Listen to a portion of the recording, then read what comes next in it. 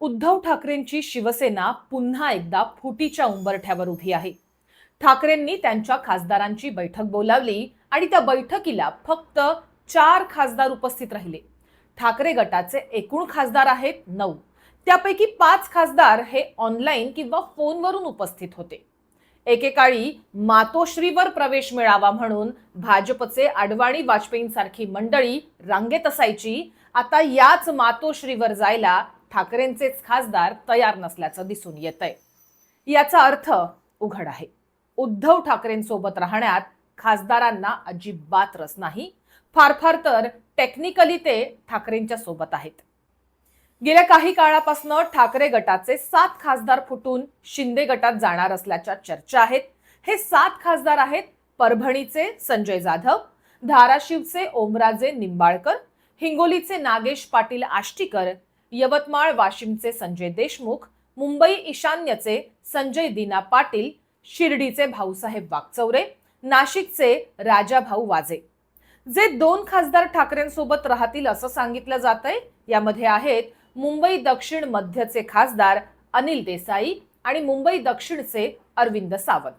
पुढच्या आठवड्यात बंडखोर झालेले 7ही खासदार शिंदे गटात जातील अशी जोरदार चर्चा आहे. पुढच्याच आठवड्यात का, आता का नाही याची तशी काही खास कारणं नाहीत. पण बंडखोर गटातल्या काही खासदारांना स्वतःच्या निर्णयाबद्दल साशंकता असल्याचं दिसतंय. उदाहरणार्थ ओमराजे निंबाळकर. त्यांचे पारंपरिक प्रतिस्पर्धी हे भाजपाचे राणा जगजित सिंग आहेत, जे भाजपचे आहेत. अशा वेळेस शिंदे गटात गेलं तर त्याचा फटका बसू शकतो आणि भाजपच्या राणांसोबत कसं जुळवून घ्यायचं असा त्यांच्यासमोर प्रश्न आहे.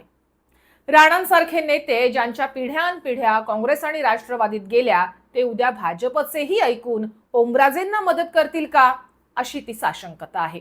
त्यामुळेच मतदारांची ते चाचपणी करताना दिसून येत आहेत. ठाकरेंची शिवसेना फुटली तर त्याला एकमेव कारण असेल ते ठाकरे पितापुत्रांचं नेतृत्व. खरं तर त्याला निष्क्रिय नेतृत्व म्हणा. विधानसभेतल्या अपयशानंतर उद्धव ठाकरे कुठल्याच खासदाराच्या किंवा त्यांच्या एखाद्या कार्यक्रमात दिसलेले नाहीत. ठाकरेंची शिवसेना सध्या अजगरासारखी सुस्त असल्याचं दिसतंय. रोहित पवारांसारखं आदित्य ठाकरेंनी महाराष्ट्र पिंजून काढणं अपेक्षित आहे. जिथं काही घटना घडतायत तिथं रोहित पवारांसारखं पोहोचणं अपेक्षित आहे. तिथं मात्र ते गायब असल्याचं चित्र आहे.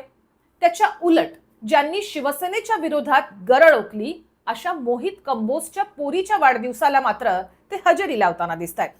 परिणामी ठाकरे बापलेकांपासून जे कार्यकर्ते आणि नेते आहेत ते दुरावत आहेत. विधानसभेच्या निवडणुकीनंतर सर्वात मोठी निवडणूक होती ती महापालिका, झेडपी, पंचायत समितीच्या निवडणुकांची. महापालिकेची तीही फक्त मुंबई महापालिकेची निवडणूक सोडली तर ठाकरे बापले कुठेही दिसले नाहीत.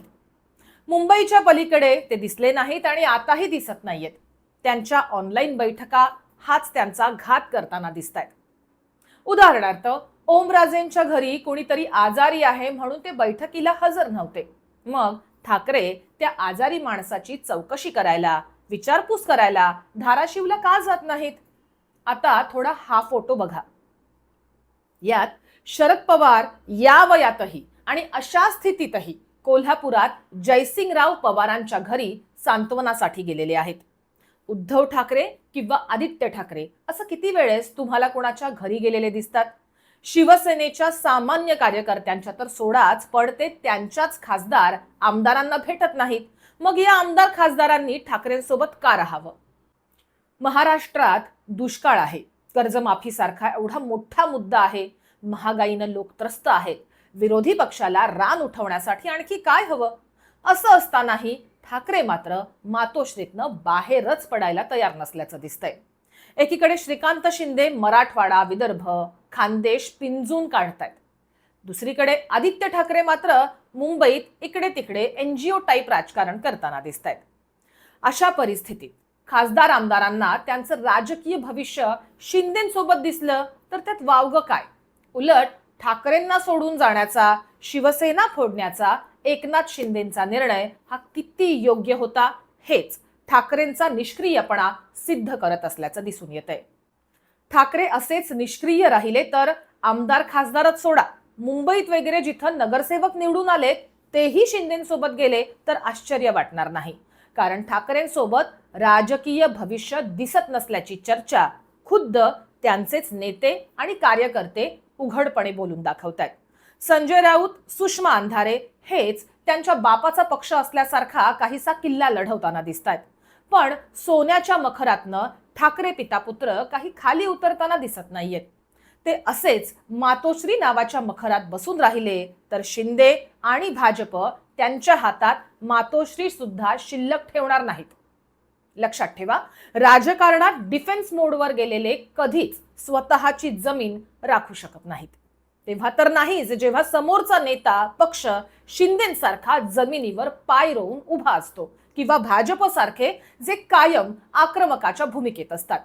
राजकारणात एक वेळ सगळे म्हणायचे पवारांकडनं शिका, आताही पवारांकडूनच शिकलं पाहिजे. पण ठाकरेंनी आता शरद पवार नाही तर रोहित पवारांकडनं शिकण्याची गरज आहे.